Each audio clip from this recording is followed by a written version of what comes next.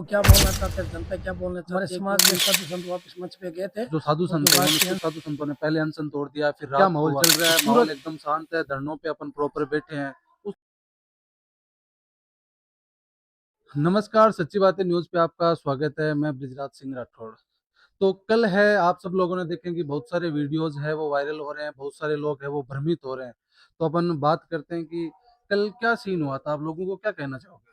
किसके बारे में चाहिए बात? कल क्या है कि बहुत सारे लोग अलग अलग वीडियोस अपलोड कर रहे हैं।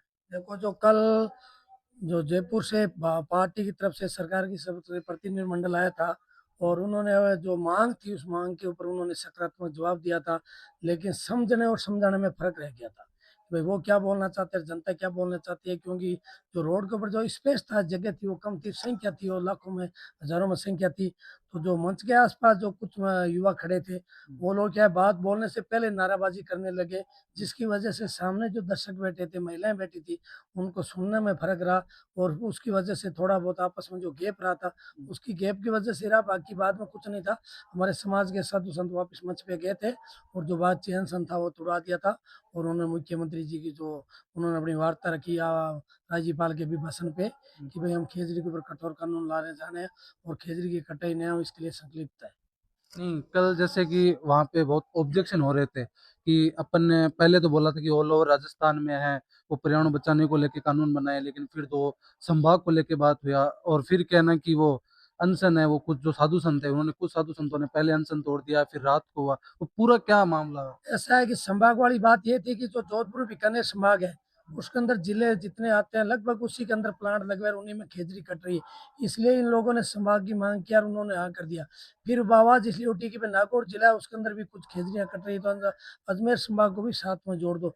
ये इतना से भी गैप था, बाकी कुछ नहीं था, क्यों बाकी जगह सोलर लग नहीं रहे, खेजड़ी कट नहीं रही थी। और कानून लगने के बाद सब जगह पेड़ कटने बंद हो जाएंगे, लेकिन फिलहाल जो जहाँ पे सोलर लग रहे हैं वहीं पेड़ कट रहे हैं, इसलिए संभाग की बात हुई थी। और बहुत सारे लोग हरियाणा से आए हुए थे, उन्होंने भी ऑब्जेक्शन उठाया था। हरियाणा के अंदर ऑलरेडी कानून बना हुआ है पहले से ही। तो फिर वो लोग जो यहाँ ऑब्जेक्शन उठा रहे थे कि भाई आप राजस्थान या दो संभाग को लेके चल रहे हो, हम हरियाणा से यहाँ पे क्यों आए, दो दो दिन से बैठे उनको हैं। ऐसा है कि हमारे जैसे कुछ जिन भाइयों को पता नहीं था कि हरियाणा में कानून बना हुआ है, तो दो चार लोग थे। बस इतनी बात, और कुछ नहीं है। और अशोक भाई आप रोज हम तो बात कुछ नहीं है, जो हमारे मन की ठेस थी वो ठेस ही पड़ी है। जो अब क्या बोले आप समाज को कुछ बहुत सारे लोग हैं आज जो एक दो दिनों में ये जो वीडियोज है ना, देखो अपन मेन टॉपिक यही है अपना, समाज भ्रमित हो रहा है। इस जो लोग अब घर पे बैठे हैं उनको कोई ऐसा बताओ कि अभी यहाँ पे अपने क्या माहौल चल रहा है, माहौल एकदम शांत है, धरनों पे अपन प्रॉपर बैठे हैं, उस तरीके का कुछ रेस्पॉन्स दो यहाँ से धरने की ओर से। हमारे जो धरना चल रहा है वो निश्चित यहाँ धरना टिका हुआ है और चल रहा है। धरने के अंदर कोई भी कुछ भी गड़बड़ नहीं हुई है। साधु संत हमारी जो है वो मंच पे बैठे हैं, और जो बाकी जो संघर्ष समिति के बंदे हैं वो भी वहीं बैठे हैं। और ये धरना निश्चित चलेगा, जब तक कानून नहीं बनेगा जब तक हम धरना लगा कर बैठे रहेंगे।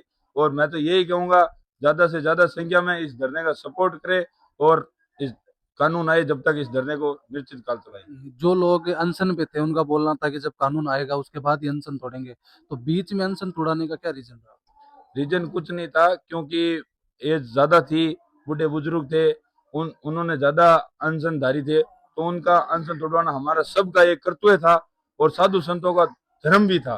इसीलिए उन्होंने ये सोचा कि भाई इनका अनशन तोड़वा दे, क्योंकि किसी की जान हानि हो, इससे अच्छा है कि अपन धरने पे, धरना वैसे ही बना हुआ है, ओनली फॉर अनशन ही टूटा है। ऐसे नहीं है कि धरना खत्म हो गया, धरना वही है। तो साधु संतों ने अपनी धर्म वो धार्मिकता निभाई और अनशन तुड़वाया। तो जो भी आप लोग ये वीडियोस देख रहे हैं इनसे भ्रमित ना हो, धरना भी चालू है, सिर्फ अनशन है वो लोगों ने तोड़ा है। ज्यादा से ज्यादा आना है, धरना चालू है। और जब तक कानून बनेगा, कानून बनने के बाद भी समीक्षा होगी कि भाई कितना जुर्माना और कितनी सजा रखी है। अगर जनता के अनुरूप है तो ठीक है, अगर अनुरूप नहीं हुआ तो आगे भी ये धरना चालू रहेगा।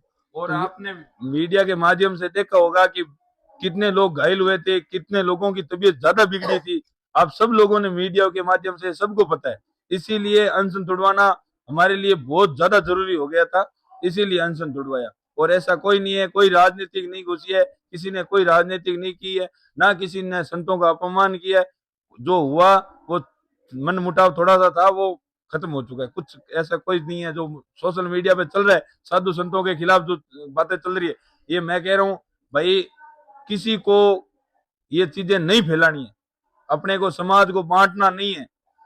आप ये बोल रहे हो कि इसने ये कर दिया वो कर दिया, कोई किसी ने कुछ नहीं किया है।